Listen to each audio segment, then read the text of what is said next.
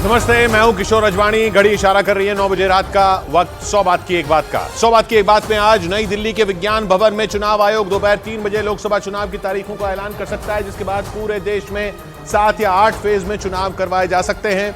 NDA में बिहार के लिए सीटों के बंटवारे की चल रही चर्चा के बीच चिराग पासवान के चाचा पशुपति पारस ने हाजीपुर सीट को लेकर बागी तेवर दिखाने शुरू कर दिए। सुप्रीम कोर्ट ने एक बार फिर एसबीआई को इलेक्टोरल बॉन्ड से जुड़ी पूरी जानकारी नहीं देने पर फटकार लगाते हुए नोटिस जारी कर 18 मार्च तक जवाब मांगा। और दिल्ली शराब घोटाला मामले में सुबह मुख्यमंत्री अरविंद केजरीवाल की राउज एवेन्यू कोर्ट में पेशी से पहले इसी मामले में तेलंगाना के मुख्यमंत्री केसीआर की बेटी के कविता को गिरफ्तार कर लिया गया। देश भर में सीएए लागू होने के बाद सियासी घमासान छिड़ गया। विपक्ष ने सीएए के विरोध की बात की तो बीजेपी ने हमला बोल दिया, लेकिन विपक्ष के बयानों के विरोध में दिल्ली में भारी संख्या में हिंदू और सिख शरणार्थी सड़कों पर उतर आए। पाकिस्तान और अफगानिस्तान से आए शरणार्थियों ने विपक्षी गठबंधन के खिलाफ जोरदार प्रदर्शन किया और कांग्रेस दफ्तर के घेराव की कोशिश की। हजारों की संख्या में हिंदू और सिख शरणार्थियों ने कांग्रेस दफ्तर की तरफ जाने वाली सड़क पर मार्च निकाला। इस दौरान प्रदर्शनकारी अपने हाथों में भारत का राष्ट्रीय ध्वज लेकर आगे बढ़ते दिखे। कांग्रेस दफ्तर की तरफ बढ़ते हुए प्रदर्शनकारियों ने जमकर नारेबाजी की। प्रदर्शनकारियों के हाथों में कांग्रेस के नेताओं और दिल्ली के मुख्यमंत्री अरविंद केजरीवाल के खिलाफ लिखे पोस्टर भी नजर आए। पाकिस्तान और अफगानिस्तान से आकर दिल्ली में शरण लिए हुए लोगों ने आरोप लगाया कि विपक्ष के नेता वोट बैंक के लिए सीएए का विरोध कर रहे हैं, जबकि इसके लागू होने से उन्हें भारत की नागरिकता मिलने में आसानी होगी। प्रदर्शनकारियों के मुताबिक उन्हें उनके देशों में बुरी तरह प्रताड़ित किया गया था और उसी वजह से उन्होंने भारत में शरण ली थी। हम पाकिस्तान में, अफगानिस्तान में जहाँ से आए हैं वहाँ पीड़ित थे, परेशान थे। पाकिस्तान से आए शरणार्थियों ने वहाँ हिंदुओं पर होने वाले अत्याचार के बारे में भी बताया। उधर हिंदू होना एक गुनाह हो गया है। पाकिस्तान में इज्जत नहीं है तो कुछ नहीं है। पाकिस्तान में हिंदू की इज्जत ही नहीं है। हालांकि कांग्रेस दफ्तर की तरफ बढ़ रहे प्रदर्शनकारियों को पुलिस ने बैरिकेड लगाकर रोक दिया और इसके बाद तो हंगामा और ज्यादा बढ़ गया। कांग्रेस दफ्तर से पहले लगाए गए पुलिस बैरिकेड के पास हिंदू और सिख शरणार्थियों ने नारेबाजी और हंगामा शुरू कर दिया। एक रोज पहले दिल्ली के मुख्यमंत्री अरविंद केजरीवाल के खिलाफ भी हिंदू और सिख शरणार्थियों ने प्रदर्शन किया था, लेकिन इस बार उन्होंने कांग्रेस के खिलाफ जबरदस्त मोर्चा खोल दिया। और जब कांग्रेस पार्टी के दफ्तर की तरफ आगे बढ़ने से रोका गया तो कुछ प्रदर्शनकारी वहां मौजूद पुलिस वालों से भिड़ गए। प्रदर्शनकारी पुलिस की बैरिकेडिंग तोड़कर आगे बढ़ने की कोशिश करते दिखाई दिए। लोहे के बैरिकेड के पास खड़े प्रदर्शनकारियों को पुलिस वाले धक्के देकर पीछे करते नजर आए। काफी देर तक प्रदर्शनकारियों और पुलिस वालों के बीच झड़प होती रही। इसके बाद प्रदर्शनकारी सड़क पर बैठ गए। पाकिस्तान और अफगानिस्तान से आए हिंदू और सिख शरणार्थियों ने वहां मोदी मोदी और जय श्री राम के नारे लगाने शुरू कर दिए। इस दौरान अपने साथ एक छोटी सी बच्ची लेकर पहुंची एक महिला प्रदर्शनकारी वहां मौजूद महिला पुलिस कर्मियों से भिड़ गई। उस महिला को पुलिस वालों ने समझा बुझाकर पीछे की तरफ कर दिया।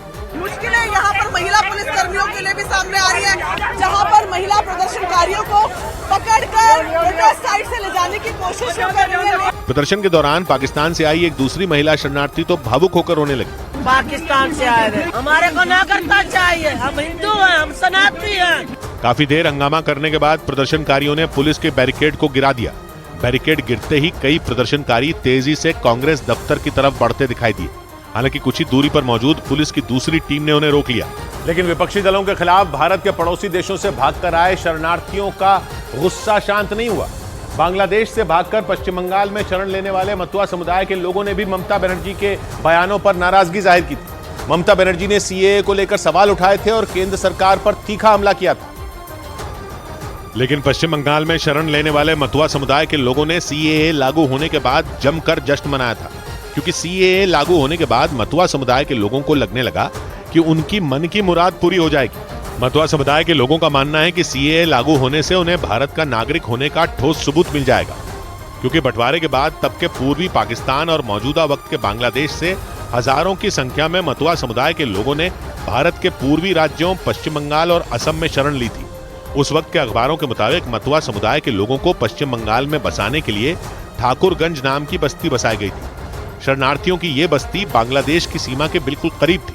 मतुआ समुदाय की स्थापना गरीब दलित परिवार में जन्मे हरिचंद ठाकुर ने की थी। उन्होंने 1812 में तब के बंगाल और वर्तमान के बांग्लादेश के ओराकांदी में इस समुदाय की नींव रखी थी। हालांकि जब भारत का बंटवारा हुआ था तब उनके परिवार के कुछ सदस्य पूर्वी पाकिस्तान से पश्चिम बंगाल आकर बस गए थे।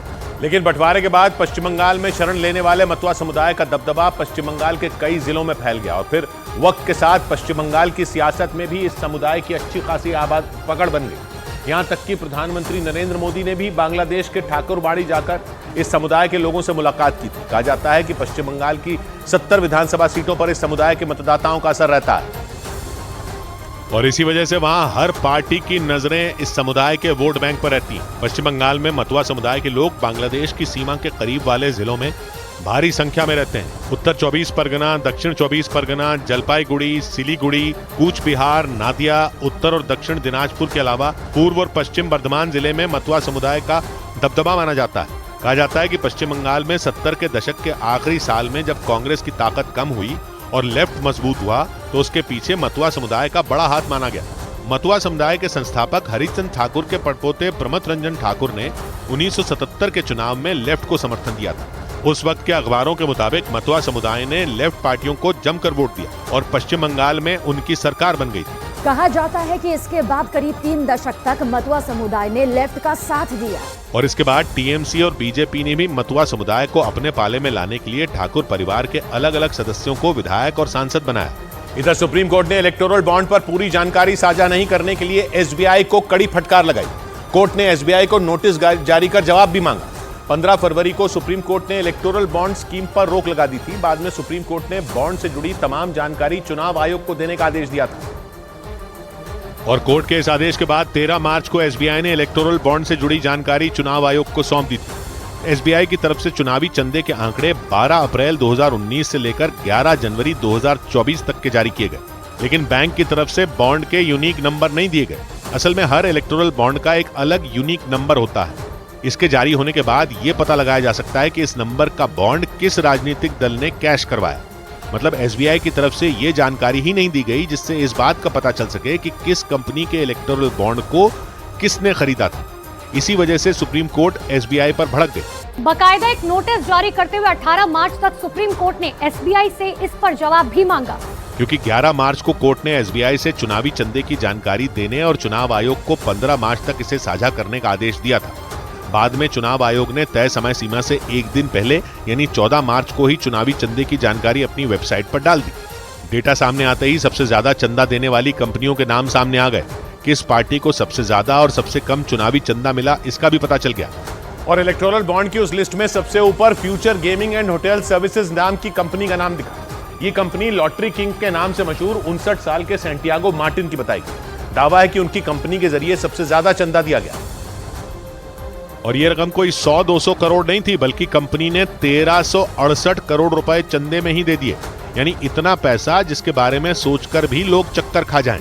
इसी वजह से चुनावी बॉन्ड के नाम पर इतनी बड़ी रकम देने वाली company future gaming and hotel services और इसके मालिक सैंटियागो मार्टिन की भी चर्चा तेज हो गई। ये नाम पहली बार पूरे देश में गूंजा। सैंटियागो मार्टिन को लॉटरी किंग के नाम से भी जाना जाता है। मार्टिन चैरिटेबल ट्रस्ट की वेबसाइट के मुताबिक सैंटियागो मार्टिन ने 13 साल की उम्र में लॉटरी के धंधे में कदम रखा और फिर पूरे भारत में इस धंधे का एक बड़ा नेटवर्क खड़ा कर लिया। लेकिन सैंटियागो मार्टिन के लॉटरी किंग बनने की कहानी भी बेहद दिलचस्प है। जानकारी के मुताबिक लॉटरी का धंधा शुरू करने से पहले वो म्यांमार के एक शहर में एक मजदूर थे। मजदूरी से मिले पैसों से ही वो अपने परिवार को पालते थे, लेकिन बाद में वो भारत वापस आ गए और उन्होंने 1988 में तमिलनाडु के कोयम्बतूर शहर में लॉटरी का कारोबार शुरू किया। धीरे धीरे उन्होंने कर्नाटक और केरल के अलावा सिक्किम, मेघालय, अरुणाचल प्रदेश, गोवा और महाराष्ट्र समेत कई राज्यों में लॉटरी का कारोबार खड़ा कर दिया और आम लोगों के सपनों पर टिके इस साम्राज्य से उन्होंने अकूत पैसा कमाया। मार्टिन कई बार देश के सबसे बड़े टैक्स पेयर बने, मतलब उन्होंने कई बार देश में सबसे ज्यादा टैक्स जमा किया, क्योंकि सैंटियागो मार्टिन ने लॉटरी के जरिए आम लोगों को सपने दिखाए और किस्मत के इस खेल में अपने बिजनेस को ऊंचाइयों तक पहुंचा दिया। और जिस चीज ने उनके नाम और उनके बिजनेस को घर घर तक पहुंचाया वो 2 डिजिट यानी 2 अंकों की लॉटरी थी। कुछ मीडिया रिपोर्ट के मुताबिक उन दिनों लोगों में 2 अंकों की लॉटरी खरीदने का क्रेज था। इसी वजह से थोड़े ही दिनों में सैंटियागो मार्टिन का लॉटरी कारोबार बुलंदियों पर पहुंच गया। सिर्फ दक्षिण भारत ही नहीं बल्कि देश के अलग अलग राज्यों में मार्टिन लॉटरी ने धूम मचा दी। मार्टिन की कंपनी उन 13 राज्यों में लॉटरी का कारोबार करती है जहां लॉटरी खरीदना और बेचना वैध है। और जानकारी के मुताबिक future gaming and hotel services को 30 दिसंबर 1991 में बनाया गया था। ये कंपनी पूरे देश में लॉटरी के टिकट बेचती है, लेकिन मार्टिन की इस कंपनी के खिलाफ लॉटरी रेगुलेशन एक्ट 1998 के तहत कई केस दर्ज हैं। पिछले साल मई में ईडी ने तमिलनाडु के चेन्नई और कोयम्बतूर में कंपनी के ठिकानों पर छापेमारी की थी और उस दौरान करीब 457 करोड़ की उसकी संपत्ति जब्त की गई थी। लेकिन इलेक्टोरल बॉन्ड से जुड़ी जानकारी जैसे ही साझा की गई, लॉटरी किंग सैंटियागो मार्टिन और उनकी कंपनी फिर सुर्खियों में आ गई। इस बीच सुप्रीम कोर्ट ने साफ कर दिया कि 2024 के चुनाव ईवीएम से ही कराए जाएंगे। सुप्रीम कोर्ट ने ईवीएम में गड़बड़ी का आरोप लगाकर दायर की गई याचिका को खारिज कर दिया। इसके साथ ही कोर्ट ने साफ कर दिया कि लोकसभा चुनाव ईवीएम से ही कराए जाएंगे। सुप्रीम कोर्ट ने चुनाव आयुक्तों की नियुक्ति पर फिलहाल रोक लगाने से इनकार कर दिया। अदालत में नए कानून के तहत 2 नए चुनाव आयुक्त ज्ञानेश कुमार और सुखबीर सिंह संधू की नियुक्तियों को चुनौती दी गई थी। इस मुद्दे पर अगली सुनवाई 21 मार्च को होगी। लोकसभा चुनाव के ऐलान से ठीक पहले दोनों नए चुनाव आयुक्त ज्ञानेश कुमार और एसएस संधू ने कार्यभार संभाल लिया। एक दिन पहले प्रधानमंत्री नरेंद्र मोदी की अध्यक्षता में गठित कमेटी ने दोनों चुनाव आयुक्तों की नियुक्ति की थी। उधर बीजेपी ने पश्चिम बंगाल के मुख्यमंत्री ममता बनर्जी को चोट लगने की जांच कराने की मांग कर दी ताकि यह पता चल सके कि उन्हें चोट कैसे लगी। एक रोज पहले ममता बनर्जी कोलकाता के कालीघाट में मौजूद अपने घर में गिर गई थी और उसकी वजह से उनके माथे पर गहरी चोट लग गई। उनकी जो तस्वीरें सामने आई, उनमें एक तस्वीर में उनके माथे से खून तक निकलता दिखाई दिया। बाद में उन्हें फौरन एसएसकेएम हॉस्पिटल ले जाया गया, जहां उनके माथे पर 3 और नाक पर 1 टांका लगाया गया। हालांकि कुछ घंटों के बाद रात करीब 9:30 बजे उन्हें अस्पताल से छुट्टी मिल गई। लेकिन ममता बनर्जी के घायल होने पर कई तरह के सवाल उठने लगे, क्योंकि उस दौरान ये खबर आई कि उन्हें पीछे से धक्का दिया गया था, उसी वजह से वो गिरी थी। इसीलिए बीजेपी ने इस पूरी घटना की जांच की मांग कर दी। অসুস্থ হয়েছেন, চোট লেগেছে, তাড়াতাড়ি সেরে ওঠেন, এটা আমরা চাইবো। जानकारी के मुताबिक घटना से पहले ममता बनर्जी एक कार्यक्रम से लौटी थी। उनके लौटने के कुछ देर बाद ही उनके गिरने की खबर आई। उनके घायल होने पर प्रधानमंत्री मोदी समेत कई लोगों ने दुख जताया। घटना के बाद टीएमसी की तरफ से यह बताया गया कि ममता बनर्जी घर में चलते हुए फिसल गई थी और एक शो पीस से टकराने से उन्हें चोट लगी, लेकिन बाद में उन्हें धक्का दिए जाने की आशंका जताई गई। इसी वजह से कोलकाता पुलिस ने इसकी जांच शुरू कर दी। इधर देश के कई राज्यों में परीक्षा के दौरान नकल एक बड़ी समस्या बन गई। कई हिस्सों में बोर्ड परीक्षा के दौरान हुई नकल की खबरों के बीच मध्य प्रदेश के श्योपुर से भी ऐसा ही एक मामला सामने आया। वहां परीक्षा के दौरान खुलेआम नकल करने का वीडियो सोशल मीडिया पर वायरल हो गया और उस वीडियो में छात्रों के बीच बैठकर दूसरे लोग परीक्षा देते नजर आए। परीक्षा केंद्र में 1 या 2 नहीं बल्कि कई लोग मौजूद दिखे, जो छात्रों के बदले खुद सवालों के जवाब लिखते दिखाई दिए। इसके अलावा कुछ छात्र तो किताबों से नकल करते नजर आए। वहां एक लड़का खुलेआम मोबाइल फोन देखकर कॉपी पर लिखता दिखाई दिया। परीक्षा केंद्र में कई छात्र बाहर फर्श पर बैठे दिखाई दिए और आरोप लगा कि उन छात्रों को परीक्षा में नकल कराने के लिए वहां के शिक्षकों ने मदद की। इस दौरान वहां मौजूद एक शिक्षक ने दूसरे शिक्षक पर छात्रों को नकल कराने का आरोप लगा दिया। 4 दिन से देख रहा हूं, तुम तो बराबर कॉपी लिख रहे हो, ड्यूटी नहीं कर रहे हो। बताया गया कि श्योपुर में 8वीं की बोर्ड की परीक्षा शुरू होने से 2 घंटे पहले ही सामाजिक विज्ञान का पेपर लीक हो गया। इसके बाद शिक्षा विभाग के अधिकारियों के बीच हड़कंप मच गया, क्योंकि कुछ दिनों पहले ही मध्य प्रदेश के रीवा में एक स्कूल में धड़ल्ले से हुई नकल का वीडियो वायरल हो गया था। इस बीच बिहार के बेगूसराय में शिक्षा विभाग की लापरवाही का हैरान कर देने वाला एक मामला सामने आया। आरोप है कि वहां 9वीं और 11वीं क्लास की परीक्षा बिना तैयारियों के शुरू करा दी गई। शिक्षा विभाग के एक दफ्तर में प्रश्न पत्र किसी रद्दी की तरह फेंक दिए गए और रद्दी की तरह फेंके गए उस ढेर में कई शिक्षक अपने स्कूलों के लिए प्रश्न पत्र ढूंढते नजर आए। शिक्षा विभाग के उस दफ्तर में हर तरफ बड़े बड़े बंडल जमीन पर पड़े दिखाई दिए। वीडियो में कुछ देर के लिए ऐसा लगा जैसे वो शिक्षक उन बंडलों के बीच सुई तलाश रहे हों, क्योंकि उस दफ्तर के परिसर में प्रश्न पत्रों से भरे बंडल काफी दूर तक इधर उधर बिखरे दिखाई दिए, जो उन शिक्षकों के लिए कड़ी चुनौती बन गया। वो शिक्षक वहां उन बंडलों पर अपने स्कूलों के नाम तलाशते दिखे। बताया गया कि 9वीं क्लास के लिए 1860 और 11वीं क्लास की परीक्षा के लिए 3311 बंडल प्रश्न पत्र भेजे गए थे, लेकिन उन प्रश्न पत्रों को रखने के लिए वहां कोई इंतजाम नहीं किया गया, जो शिक्षा विभाग की बड़ी लापरवाही बताई गई। इस बीच समाजवादी पार्टी ने लोकसभा चुनाव के लिए तीसरी लिस्ट जारी कर दी।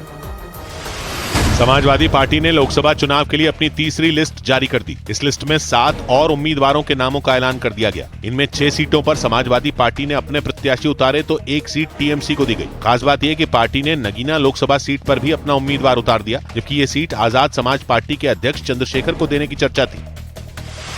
17 लोकसभा सीटों वाले तेलंगाना में के चंद्रशेखर राव की पार्टी बीआरएस ने मायावती की पार्टी बीएसपी से गठबंधन का ऐलान कर दिया। तेलंगाना में बीएसपी 2 सीटों पर और बीआरएस 15 लोकसभा सीटों पर चुनाव लड़ेगी।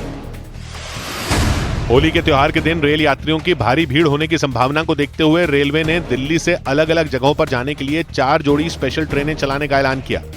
उधर चुनाव आयोग ने वो ऐलान कर दिया जिसका बेसब्री से इंतजार किया जा रहा था। चुनाव आयोग ने सोशल मीडिया के जरिए यह जानकारी दी कि दोपहर तक लोकसभा चुनाव की तारीखों की घोषणा हो जाएगी। मतलब सीधे शब्दों में कुछ ही घंटों में यह साफ हो जाएगा कि देश में आने वाले चुनावों के लिए किन तारीखों पर वोट डाले जाएंगे।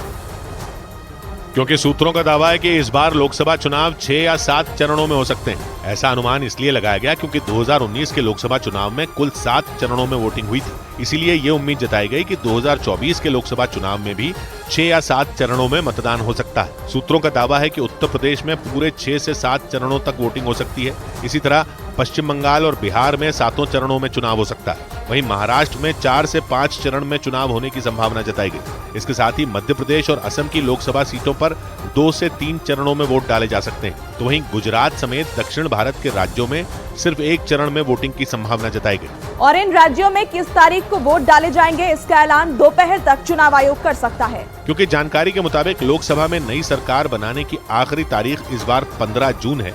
मतलब 15 जून से पहले नई सरकार का गठन करना जरूरी होगा। इसीलिए सूत्रों ने दावा किया कि चुनाव के नतीजे मई के अंत में या फिर जून के पहले हफ्ते तक आ सकते हैं। खबर है कि इन 543 लोकसभा सीटों पर 7 चरणों में मतदान हो सकता है। मतलब सीधे शब्दों में इन सीटों पर होने वाले चुनावों के लिए 7 दिन में वोट डाले जाएंगे।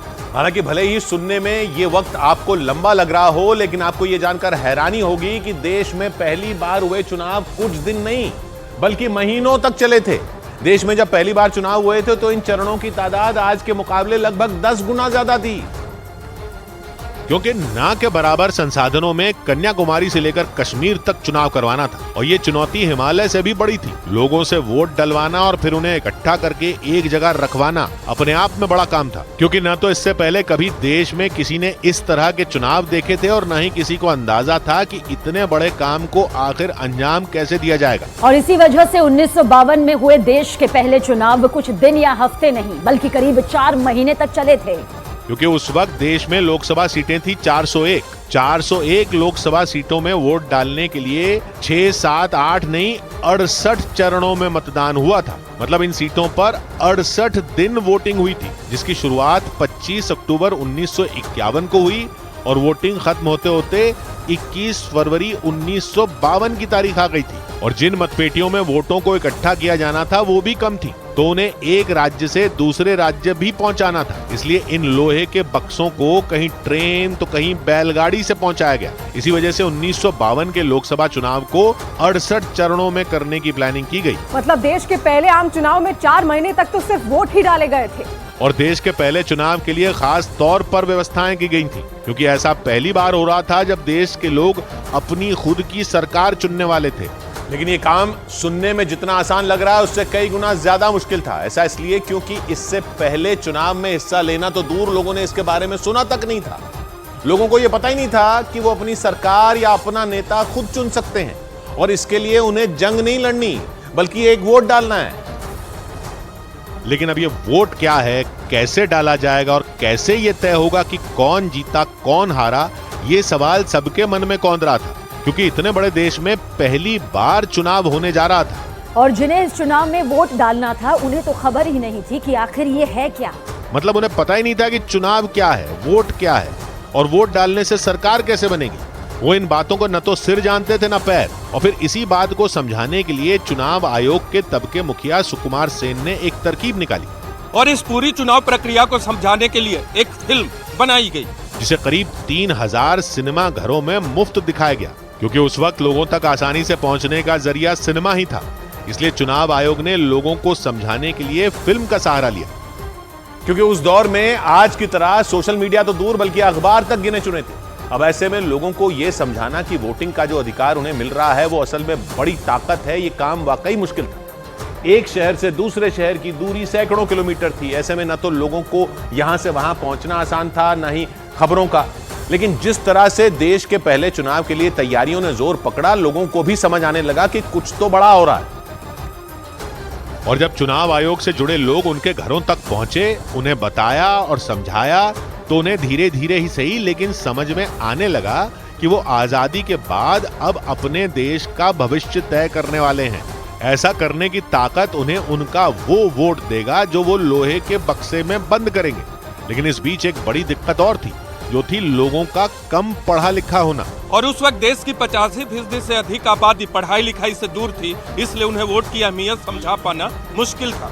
और तब की कुछ मीडिया रिपोर्ट के मुताबिक जब वोटरों की लिस्ट बनाई गई तो पहली वोटर लिस्ट में 80 लाख महिलाओं का नाम था ही नहीं। ऐसा इसलिए क्योंकि तब महिलाओं की समाज में हिस्सेदारी ही बेहद सीमित थी और देश के कई हिस्सों में तो महिलाएं बाहरी लोगों से मिलना तो दूर, वो किसी को अपना नाम तक बताने से झिझकती थी।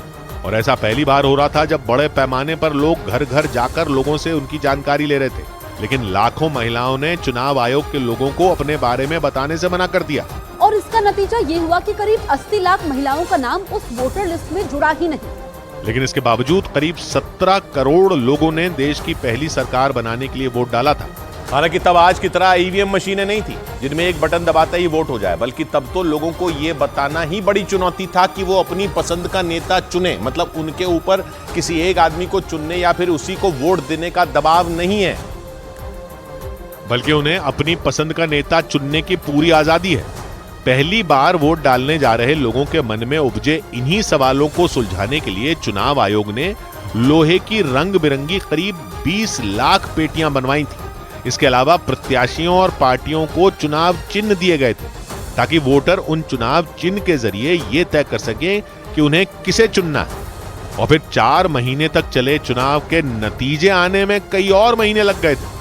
इन नतीजों में कांग्रेस ने 364 सीटें जीतकर प्रचंड बहुमत हासिल किया था। इधर सुप्रीम कोर्ट ने मेडिकल कोर्स से जुड़ी प्रवेश परीक्षा नीट एमडीएस पर रोक लगाने से मना कर दिया। सुप्रीम कोर्ट ने मेडिकल कोर्स से जुड़ी प्रवेश परीक्षा नीट एमडीएस को टालने से इनकार कर दिया। ये परीक्षा अपने तय दिन यानी रविवार को आयोजित की जाएगी। इससे पहले कुछ अभ्यर्थियों ने कोर्ट से इस परीक्षा को टालने की मांग की थी। आम आदमी पार्टी ने असम की गुवाहाटी लोकसभा सीट से अपने घोषित उम्मीदवार का नाम वापस ले लिया। सूत्रों के मुताबिक आम आदमी पार्टी ने कांग्रेस के साथ गठबंधन को देखते हुए ये फैसला लिया। असम में आम आदमी पार्टी ने 3 लोकसभा सीटों पर उम्मीदवार घोषित कर दिए थे, लेकिन अब पार्टी सिर्फ डिब्रूगढ़ और सोनितपुर से ही चुनाव लड़ेगी। ओडिशा के संबलपुर में नवीन पटनायक की पार्टी बीजेडी के उपाध्यक्ष प्रसन्ना आचार्य एक सड़क हादसे में गंभीर रूप से घायल हो गए। उनकी कार एक ट्रक से टकरा गई, जिससे उन्हें काफी चोटें आईं।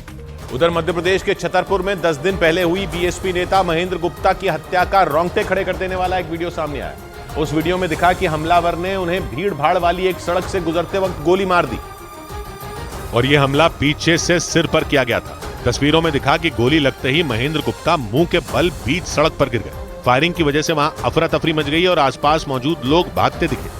सफेद शर्ट वाला हमलावर तो गोली मारने से पहले भी दौड़ता हुआ आया और गोली चलाने के बाद भी उसने तेजी से दौड़ना जारी रखा। हालांकि कुछ दूर जाने के बाद वो एक बार फिर पीछे की ओर आया, क्योंकि उसके साथी दूसरी ओर भाग गए थे। लेकिन पकड़े जाने के डर से वो सामने से ही फरार हो गया था। पुलिस के मुताबिक गोली लगने के बाद बीएसपी नेता महेंद्र गुप्ता की वहीं मौत हो गई थी। उन्हें मध्य प्रदेश में मायावती की पार्टी बीएसपी के बड़े नेताओं में गिना जाता था।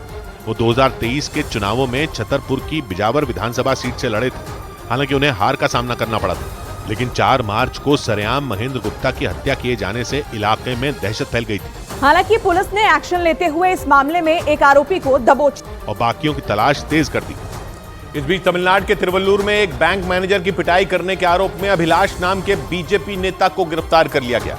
आरोप है कि उन्होंने एटीएम से पैसे निकालने के दौरान बैंक मैनेजर से मारपीट की थी। ये घटना 2 दिन पुरानी बताई गई, जिसका वीडियो अब सामने आया और उस वीडियो में अभिलाष बैंक मैनेजर पर थप्पड़ चलाते नजर आए। उस दौरान कई लोग बीच बचाव भी करते दिखाई दिए, लेकिन इसके बाद भी वो उनसे मारपीट करते रहे। बताया गया कि ये पूरा बवाल तब हुआ जब अभिलाष तिरुवल्लुर शहर में मौजूद एक बैंक के बाहर एटीएम से पैसे निकालने पहुंचे, लेकिन मशीन की सर्विस होने की वजह से वहां खड़े एक कर्मचारी ने उन्हें पैसे निकालने से रोक दिया। वहां से जो वीडियो सामने आया उसमें अभिलाष रोके जाने के बावजूद एटीएम में पैसे निकालने के लिए कार्ड डालते दिखाई दिए। इस पर जब प्रदीप नाम के बैंक मैनेजर ने ऐसा करने की वजह पूछी तो वो उनसे बहस करने लगे। आरोप है कि इसी दौरान बीजेपी नेता अभिलाष ने उन पर हमला कर दिया। वीडियो में वो बैंक मैनेजर के चेहरे पर दनादन थप्पड़ चलाते दिखे। यही नहीं, लोगों के रोकने पर उन्होंने उनकी जूतों से भी पिटाई कर दी। बाद में मारपीट का वीडियो वायरल होने पर पुलिस ने उन्हें गिरफ्तार कर लिया। हालांकि बाद में उन्हें कोर्ट से जमानत भी मिल गई। उधर दिल्ली शराब घोटाला मामले में तेलंगाना के पूर्व मुख्यमंत्री के चंद्रशेखर राव की बेटी के कविता को गिरफ्तार कर लिया गया। इससे पहले ईडी की टीम ने हैदराबाद में उनके घर पर छापा मारा। सूत्रों ने खबर दी कि ईडी की टीम ने उनका फोन और लैपटॉप जब्त कर लिया और शाम तक उन्हें गिरफ्तार कर लिया गया। और उनकी गिरफ्तारी की खबर आने के बाद एक वीडियो आया। दावा किया गया कि वीडियो हैदराबाद में के कविता के घर के अंदर का है और वीडियो में के कविता के परिवार के लोग ईडी की टीम से बहस करते दिखे। यह हंगामा इसलिए हुआ क्योंकि दिल्ली शराब घोटाला मामले में तेलंगाना के पूर्व मुख्यमंत्री केसीआर की बेटी के कविता के घर पर ईडी की टीम पहुंची और इसके बाद वहां गहमा गहमी शुरू हो गई। शाम होते होते के कविता की गिरफ्तारी की खबर आ गई। इस मामले में के कविता ने जांच एजेंसी के कई समन्स नजरअंदाज किए थे, जिसके बाद ये कार्रवाई की गई। दिल्ली शराब नीति घोटाले के मामले में आरोपी अमित अरोड़ा ने पूछताछ के दौरान के कविता का नाम लिया था और इसी के बाद उन्हें ईडी ने कई समन्स भेजे थे और आखिरकार उनकी गिरफ्तारी की खबर आ गई। और इसी मामले में दिल्ली के मुख्यमंत्री अरविंद केजरीवाल को कोर्ट ने झटका दे दिया। दिल्ली शराब घोटाला मामले में मुख्यमंत्री अरविंद केजरीवाल को सेशंस कोर्ट से भी राहत नहीं मिली। अरविंद केजरीवाल ने ईडी की शिकायत के बाद राउज एवेन्यू कोर्ट की तरफ से जारी समन्स को सेशंस कोर्ट में चुनौती दी थी, लेकिन कोर्ट ने ट्रायल कोर्ट की कार्यवाही पर रोक लगाने से इनकार कर दिया। इसके बाद केजरीवाल को सुबह ट्रायल कोर्ट में पेश होना होगा। मद्रास हाईकोर्ट ने कोयम्बतूर में प्रधानमंत्री नरेंद्र मोदी के सोमवार को होने वाले रोड शो की मंजूरी दे दी। इससे पहले तमिलनाडु सरकार ने इस रोड शो की मंजूरी देने से इनकार कर दिया था। इस फैसले के खिलाफ बीजेपी ने हाईकोर्ट में अपील की थी।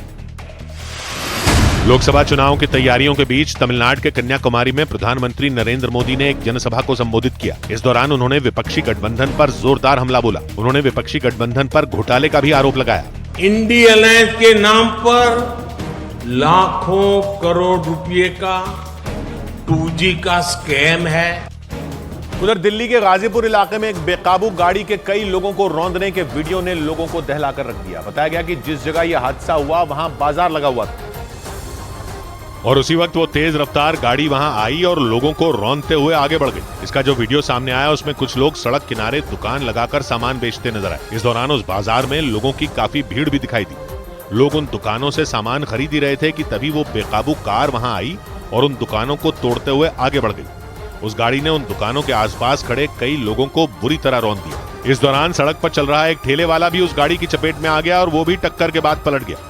इस हादसे के बाद वहां चीख पुकार मच गई और लोग इधर उधर भागते नजर आए कि वो पीछे से मारता हुआ जा रहा था सबको गाड़ी वाला।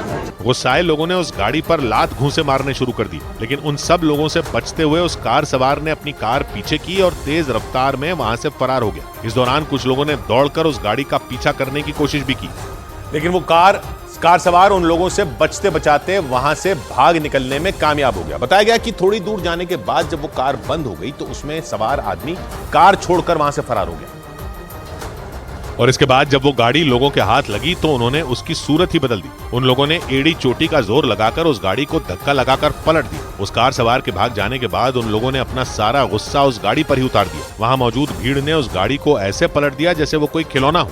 इसके बाद पुलिस के कई आला अधिकारी वहां पहुंचे और उन्होंने उन लोगों को शांत करवाया। उस गाड़ी की हालत को देखकर साफ लग रहा था कि उसे पलटने से पहले उन लोगों ने उसमें जमकर तोड़फोड़ भी की। पुलिस के मुताबिक उस गाड़ी की रफ्तार इतनी तेज थी कि वो बेकाबू हो गई और उसने उस बाजार में मौजूद कई लोगों को रौंद दिया। वो पकड़ा गया पुलिस की हिरासत में। बताया गया कि इस हादसे में उस बेकाबू गाड़ी ने 7 लोगों को बुरी तरह कुचल दिया और उसमें एक महिला की मौत हो गई।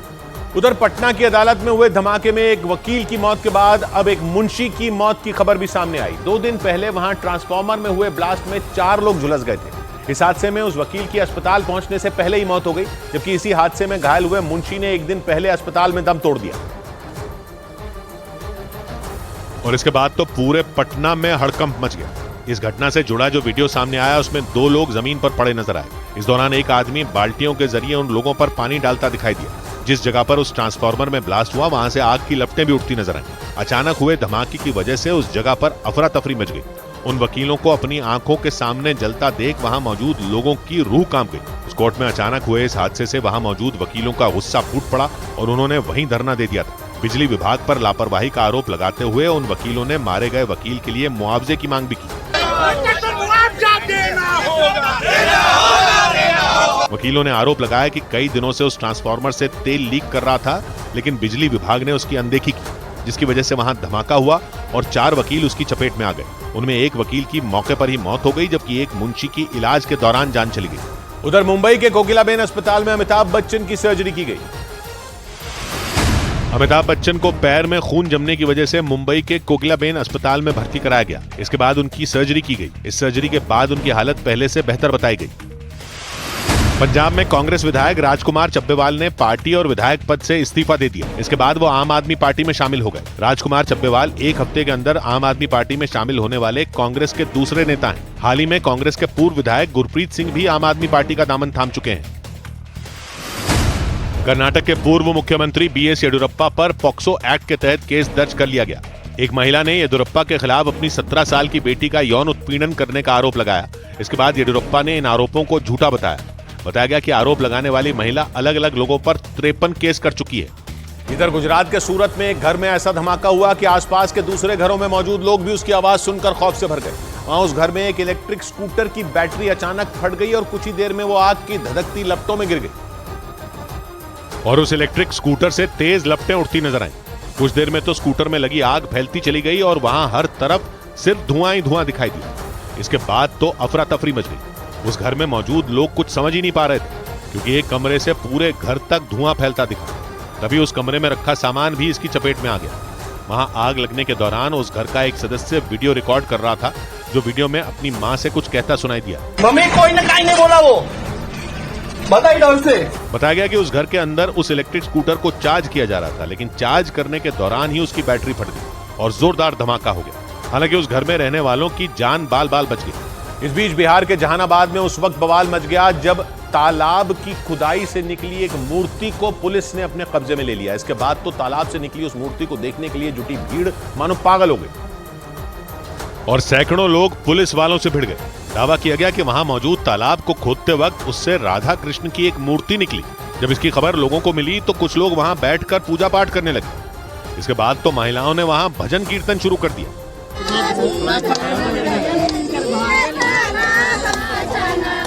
लेकिन यह ज्यादा देर तक नहीं चल पाया क्योंकि हंगामे की आशंका को देखते हुए पुलिस ने उस मूर्ति को रातों रात वहां से हटा दिया। इसके बाद तो वहां मौजूद लोग तमतमा उठे। उन लोगों ने आरोप लगाया कि वो अगले कुछ दिनों में उस मूर्ति को खुद ही किसी मंदिर में रखने वाले थे, लेकिन इससे पहले कि वो ऐसा कर पाते पुलिस वालों ने उस मूर्ति को उठा लिया। जानकारी हमें भी नहीं दी गई कि यहाँ से मूर्ति लिया जा रहा है। दूसरा थाना को या डीएसपी साहब कोई को भी प्रशासन को हमको देना चाहिए था। इसके बाद उस इलाके में तनाव बढ़ गया। आरोप तो ये भी लगा कि इस दौरान कई लोगों ने पुलिस वालों पर पत्थरबाजी भी की। हालांकि इस बवाल को देखते हुए पुलिस के कई बड़े अधिकारी वहां पहुंच गए। इसके बाद पुलिस ने हंगामा कर रहे लोगों पर सख्ती बरती तो वहां मौजूद भीड़ तितर बितर हो गई। उधर अमेरिका के मिशिगन से एक ऐसा मामला सामने आया कि उसे जिसने भी सुना वो हैरत में पड़ गया, क्योंकि वहां घरेलू हिंसा के एक अश्वेत आरोपी पर पैरों से हमला करने के मामले में 2 पुलिस वालों पर कार्रवाई की गई। मिशिगन पुलिस ने उसे 25 फरवरी को गिरफ्तार किया था और गैरी यंग नाम के उस आरोपी को पकड़ने का जो वीडियो सामने आया उसमें वो पुलिस वाले उसके सिर पर पैर मारते दिखे।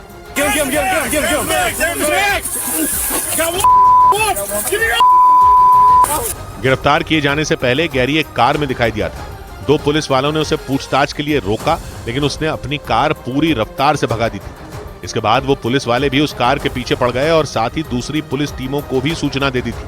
कई किलोमीटर पीछा करने के बाद पुलिस गैरी की कार तक पहुंच गई, लेकिन उसे गिरफ्तार करने के लिए पुलिस टीम को काफी मेहनत करनी पड़ी थी। तस्वीरों में दिखा कि कई पुलिस वालों ने जमीन पर पटककर गैरी यंग को हथकड़ी पहनाने की कोशिश की।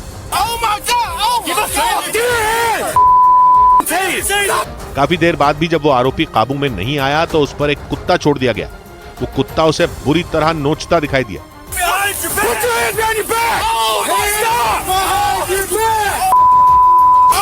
हालांकि इसके कुछ देर बाद पुलिस ने गैरी को गिरफ्तार कर लिया, लेकिन अश्वेत गैरी यंग को पकड़ने के दौरान उसके सिर पर लात मारना 2 पुलिस वालों को भारी पड़ गया, क्योंकि गैरी के वकील ने कोर्ट में आरोप लगाया कि उन पुलिस वालों ने गुंडों की तरह उसकी पिटाई की थी। इसके बाद उन दोनों पुलिस वालों को छुट्टी पर भेज दिया गया। इधर सीएए के मुद्दे पर भारतीय विदेश मंत्रालय ने अमेरिका को सीधा जवाब दे दिया। भारत ने सीएए यानी नागरिकता संशोधन कानून पर अमेरिका की टिप्पणी करने पर उसे 2 टूक जवाब दे दिया। Amendment act 2019 is an internal matter of India. सूत्रों के हवाले से खबर है कि मुंबई में राहुल गांधी की भारत जोड़ो न्याय यात्रा के तहत रविवार को होने वाली रैली में आम आदमी पार्टी भी शामिल होगी। खबर है कि इस रैली में अखिलेश यादव, तेजस्वी यादव, उद्धव ठाकरे और शरद पवार समेत विपक्षी गठबंधन के कई नेता हिस्सा ले सकते हैं। राहुल गांधी की ये यात्रा मुंबई में ही खत्म होने वाली है। दिल्ली पुलिस ने गैंगस्टर काला जठेड़ी के 3 शार्प शूटरों को गिरफ्तार करने का दावा किया। उनके पास से 2 पिस्तौल समेत कई जिंदा कारतूस भी बरामद करने का दावा किया गया। बताया गया कि वो तीनों किसी बड़ी वारदात को अंजाम देने की फिराक में थे। उधर दिल्ली के करीब हरियाणा के फरीदाबाद में मामूली कहासुनी के बाद हुई खूनी लड़ाई का वीडियो देखकर लोग बुरी तरह डर गए। आरोप है कि करीब 1 महीने पहले हुई कहासुनी का बदला लेने के लिए कुछ लोग लाठियां लेकर पहुंच गए और बीच सड़क पर दूसरे पक्ष के एक आदमी पर हमला बोल दिया। करीब 4-5 लोग एक साथ उस आदमी पर लाठियां बरसाते दिखाई दी।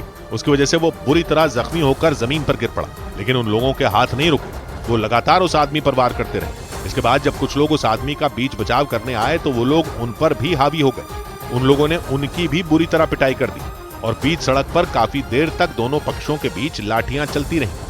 बताया गया कि उन दोनों पक्षों में करीब 1 महीने पहले किसी बात पर कहासुनी हुई थी। इसका बदला लेने के लिए एक पक्ष के लोगों ने उस आदमी पर उस वक्त हमला बोल दिया जब वो अकेला था, और जब तक कुछ लोग उस आदमी को बचाने पहुंचे वो उसे बुरी तरह पीट चुके थे। बीच सड़क पर हुई इस मारपीट में दोनों पक्षों के कई लोग घायल हो गए।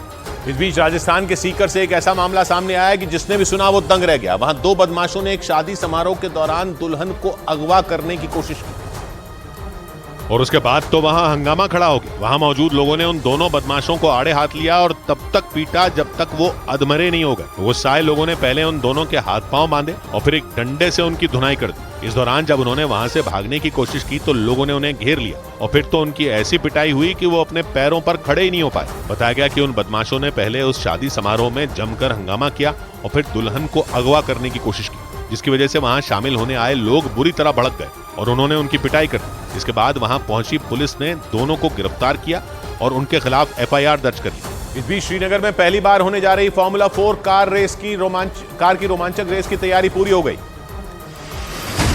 श्रीनगर में पहली बार रविवार को फॉर्मूला 4 रेस का आयोजन किया जाएगा। इस रेस का आयोजन ललित घाट से नेहरू पार्क तक होगा। इसमें दुनिया के कई मशहूर फॉर्मूला 4 रेसर शामिल होंगे।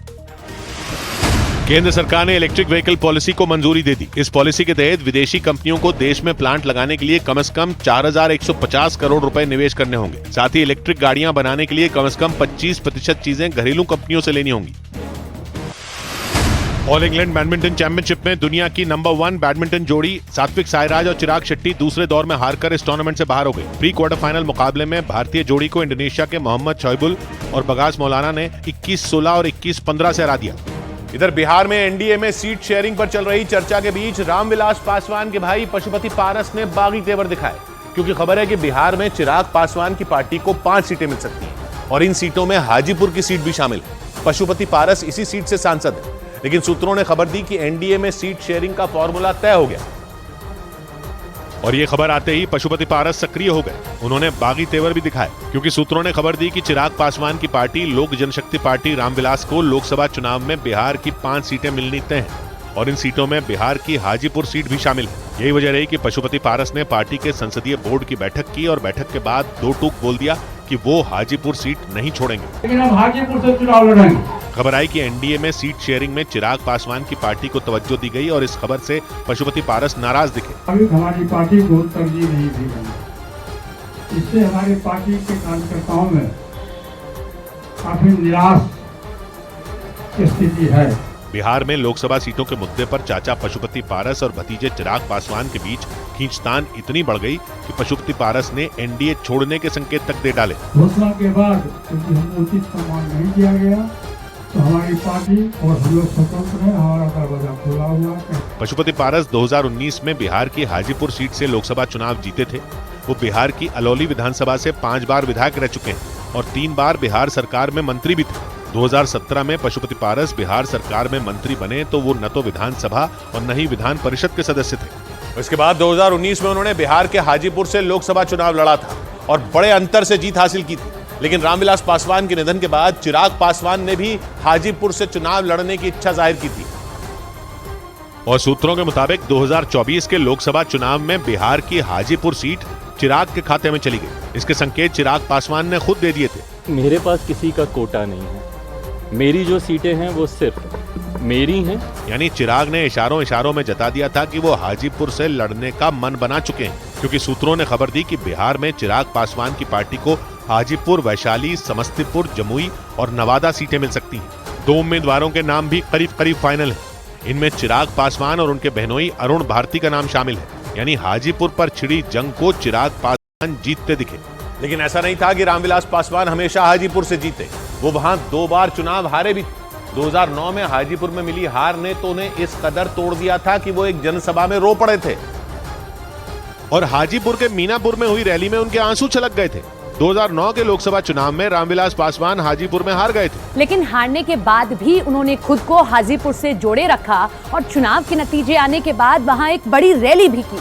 और उस रैली में नम आंखों से लोगों से कहा था कि बच्चे से गलती हो जाती है तो थप्पड़ मार देना चाहिए, लेकिन इतनी बड़ी सजा नहीं देनी चाहिए। और सियासत के मौसम वैज्ञानिक कहे जाने वाले रामविलास पासवान से जुड़ा ये किस्सा खूब चर्चा में था, क्योंकि भले ही वो 2009 में चुनाव हार गए थे, लेकिन उसी हाजीपुर सीट पर 2014 का लोकसभा चुनाव जीतकर उन्होंने वापसी कर ली थी। जबकि इससे पहले वो हाजीपुर में 1984 में हारे थे। ये वो वक्त था जब पूर्व प्रधानमंत्री इंदिरा गांधी की हत्या के बाद दंगे हुए थे।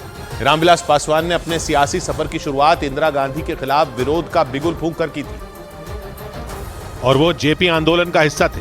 उस समय के अखबारों में लिखा गया था कि 1984 के दंगों में रामविलास पासवान और चिराग पासवान की जान बाल बाल बची थी, क्योंकि भीड़ ने रामविलास पासवान के घर को घेर कर आग लगा दी थी और रामविलास पासवान 1.5 साल के चिराग पासवान को कपड़े में लपेटकर घर से भागे थे। यानी 1984 में बिहार के हाजीपुर से चुनाव हारने से पहले रामविलास पासवान और चिराग पासवान की जान पर बनाई थी।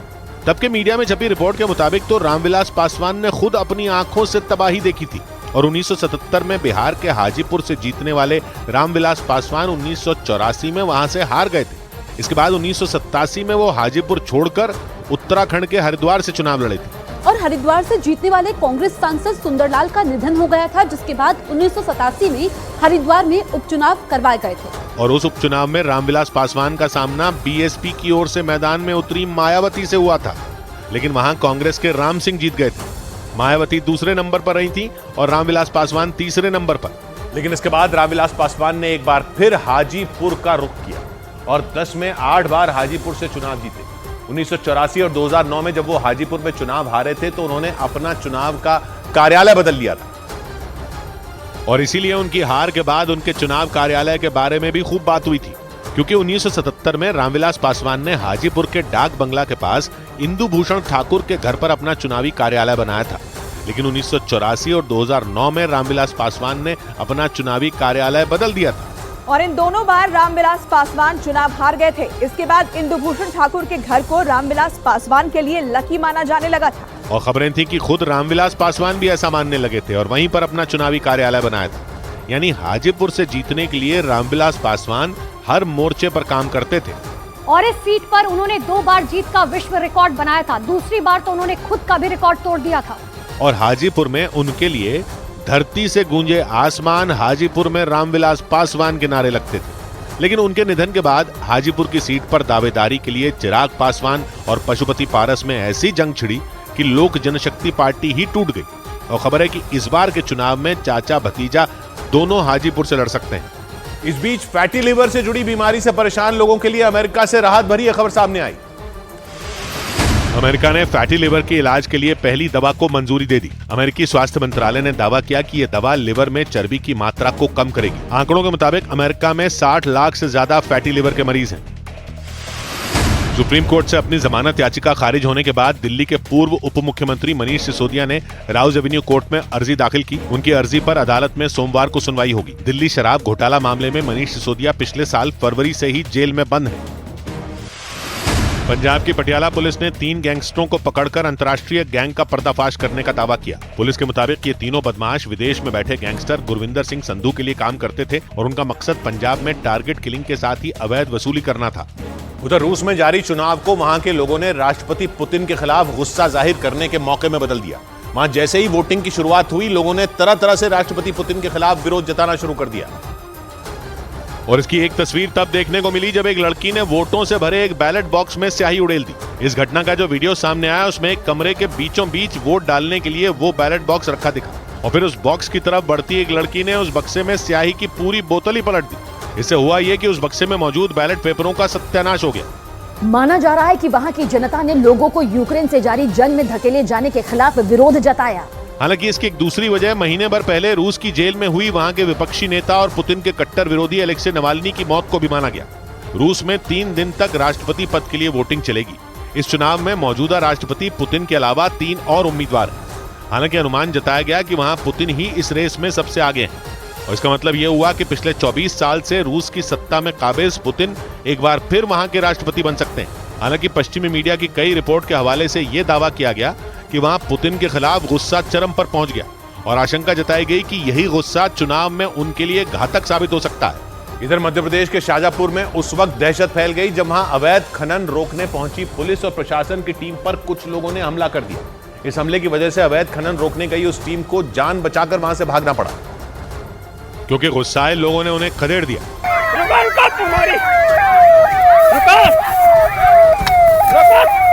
तस्वीरों में दिखा कि पुलिस और प्रशासन के अधिकारियों ने जान बचाने के लिए गाड़ियों में बैठकर वहां से भागने की कोशिश की, लेकिन भड़के हुए लोगों ने उनकी गाड़ियों पर पत्थर और डंडों से हमला बोल दिया।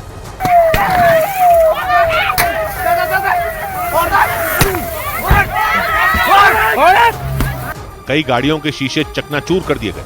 यह हमला उस वक्त किया गया जब प्रशासन की वो टीम पुलिस वालों के साथ एक नदी में अवैध खनन रोकने पहुंची। बताया गया कि अधिकारियों ने वहां जमीन खोदने वाली एक मशीन को जब्त करने की कोशिश की, लेकिन वहां खुदाई कर रहे लोगों ने इस कार्रवाई का विरोध करते हुए हंगामा कर दिया। हमारी मशीन यहाँ पे नदी में नहीं खड़ी है, ये जबरदस्ती यहाँ पे ये देखो भाई, ये कल जाने कहाँ से गुंडे लोग लेकर आ गए। ये भड़के हुए लोगों ने आरोप लगाया कि प्रशासन के अधिकारियों ने इलाके के एक ठेकेदार के इशारे पर वो मशीन जब्त करने की कोशिश की। इसी बात को लेकर उनका विवाद हो गया और मामला बढ़ने पर मारपीट और पत्थरबाजी तक की नौबत आ गई।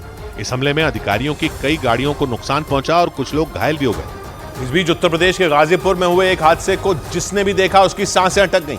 आरोप लगा कि वहां नगर निगम की लापरवाही की वजह से एक मोटरसाइकिल सवार की जान खतरे में पड़ गई, क्योंकि वो एक सड़क के बीचों बीच खुदे गहरे गड्ढे में अपनी बाइक समेत गिर गया।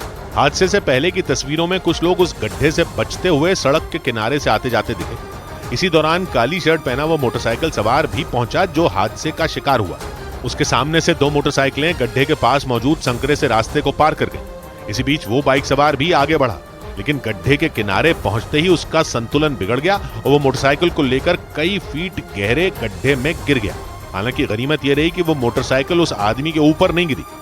यही वजह रही कि कुछ देर बाद ही वो गड्ढे से सही सलामत बाहर निकल आया। लेकिन इस हादसे के बाद इलाके के लोग नगर निगम की लापरवाही पर भड़क गए, क्योंकि सीवर लाइन बिछाने के लिए खोदे गए गड्ढे को उसने ना तो ढका और ना ही उसके आगे बैरिकेड लगाए। इस बीच बिहार कैबिनेट में 21 नए मंत्रियों को शपथ दिलाई गई। बिहार में नीतीश कैबिनेट का विस्तार हो गया। इस कैबिनेट में बीजेपी कोटे से 12 और जेडीयू कोटे से 9 नए मंत्री बनाए गए। इन सभी मंत्रियों को राजभवन में राज्यपाल ने शपथ दिलाई।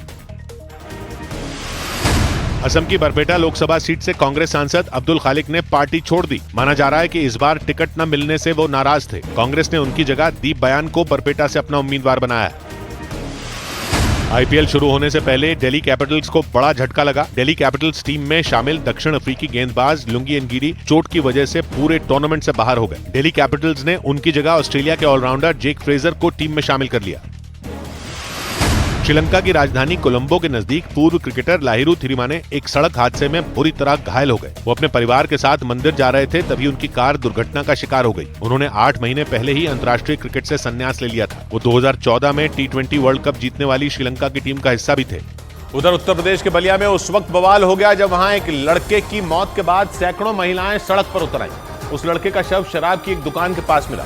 बताया गया कि उस लड़के की मौत ज्यादा शराब पीने की वजह से हुई और इसी बात से भड़के इलाके के लोगों ने शराब की उस दुकान के बाहर जमकर हंगामा कर दिया।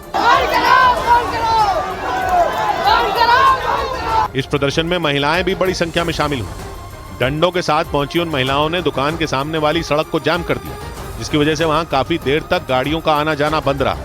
नाराज लोगों ने शराब की उस दुकान को वहां से हटाए जाने की मांग की। उन्होंने आरोप लगाया कि उस दुकान को खोलने के लिए नियमों की अनदेखी की गई। इस बीच शराब की उस दुकान के करीब उस लड़के का शव मिलने से इलाके के लोगों का गुस्सा भड़क गया। इस बीच उत्तर प्रदेश के फतेहपुर में 2 ट्रकों की टक्कर के बाद लगी भयंकर आग ने हाहाकार मचा दिया। वहां दोनों ट्रकों में आग इतनी तेजी से फैली कि उसके ड्राइवरों को बाहर निकलने तक का मौका नहीं मिला। क्योंकि भीषण टक्कर के बाद उन दोनों ट्रकों में लगा डीजल टैंक फट गया और वहां जोरदार धमाका हो गया। इसके बाद तो कुछ सेकंड में आग विकराल हो गई। धधकती लपटों के बीच सिर्फ नारंगी रंग की रोशनी चमकती नजर आई और काला धुआं तेजी से ऊपर की ओर उठता दिखा। कुछ देर तक वो दोनों ट्रक पूरी तरह दिखाई ही नहीं दिए और उनमें एक ट्रक के पहियों में रुक रुक कर ब्लास्ट होते रहे। इस दौरान वहां चीख पुकार मच गई क्योंकि भयंकर आग आसपास के घरों तक फैल गई। हटो तार के नीचे से। एक दूसरे की जान बचाने के लिए लोग चीखते चिल्लाते रहे। इस बीच ट्रक में एक बार फिर धमाका हो गया। थोड़ी देर के लिए ऐसा लगा मानो किसी ने पेट्रोल से भरा बड़ा ड्रम फेंक दिया हो, क्योंकि वहां अचानक किसी ज्वालामुखी के विस्फोट होने जैसा दिखाई दिया। हालांकि कई घंटों की मेहनत के बाद आग पर काबू पा लिया गया, लेकिन इस दर्दनाक हादसे में उन दोनों ड्राइवरों की जान चली गई। इधर उत्तराखंड के उत्तरकाशी में तेज बारिश के बाद वहां पहाड़ खिसक गया। इसके बाद तो हालात ऐसे बिगड़े कि पहाड़ों से अचानक पत्थरों की बारिश होने लगी। इसकी वजह से गंगोत्री हाईवे कई घंटों के लिए बंद हो गया और पहाड़ का एक बड़ा हिस्सा टूट कर सड़क पर आ गिरा। इस हादसे की जो तस्वीरें सामने आई उनमें पहाड़ से छोटे छोटे पत्थर गिरते नजर आए। थोड़ी देर बाद पहाड़ से बड़े बड़े पत्थर गिरने लगे, जिसे देखकर ऐसा लग रहा था जैसे वहां पत्थरों की बारिश हो रही हो। इस खौफनाक मंजर को जिसने भी देखा उसका दिल दहल गया, क्योंकि वहां एक साथ पत्थर के कई टुकड़े सड़क पर गिरते दिखाई दिए।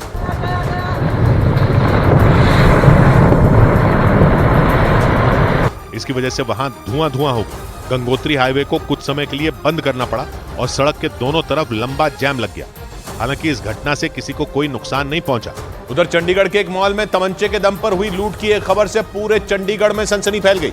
इस वारदात को उस वक्त अंजाम दिया गया जब वहां एक आदमी लाखों रुपए से भरा एक बैग लेकर लिफ्ट से जा रहा था, लेकिन तभी उस लिफ्ट के खुलते ही उसमें मौजूद एक बदमाश ने उस आदमी की आंखों में स्प्रे छिड़क दिया। उसी वक्त लिफ्ट के बाहर उस बदमाश का एक साथी भी खड़ा दिखाई दिया और उसने जैसे ही उन दोनों को लिफ्ट से बाहर आते देखा, वो भी कैश ले जा रहे आदमी पर टूट पड़ा। इसके बाद उन दोनों बदमाशों ने मिलकर उसके हाथ से पैसों से भरा बैग छीनने की कोशिश की। दोनों के बीच छीना झपटी चलती रही, लेकिन दोनों बदमाश बैग छीनने में कामयाब नहीं हो पाए। बदमाशों से बचने के लिए वो आदमी लिफ्ट के ठीक सामने बने एक दरवाजे से दूसरी तरफ चला गया। इस दौरान उनमें एक बदमाश भी उसका पीछा करते हुए वहां चला गया और काफी देर तक चले संघर्ष के बाद आखिरकार वो बदमाश उस बैग को लेकर भागने में कामयाब हो गए। बताया गया कि इस दौरान उन दोनों बदमाशों की तीसरी साथी उस मॉल के बाहर गाड़ी में उनका इंतजार कर रही थी। मामले की जानकारी मिलते ही एक्शन में आई पुलिस ने तीनों बदमाशों को गिरफ्तार कर लिया और लूटे गए 11 लाख में 5 लाख रुपए बरामद कर लिए। इधर पटना में उस वक्त हड़कंप मच गया जब वहां एक शादी समारोह में जश्न के दौरान एक आदमी ने फायरिंग कर दी। जब वहां फायरिंग हुई तो उस स्टेज और उसके आसपास कई लोग मौजूद थे, लेकिन इसके बावजूद फिल्मी गानों पर थिरकते हुए उस आदमी ने जेब से तमंचा निकालकर गोली चला दी।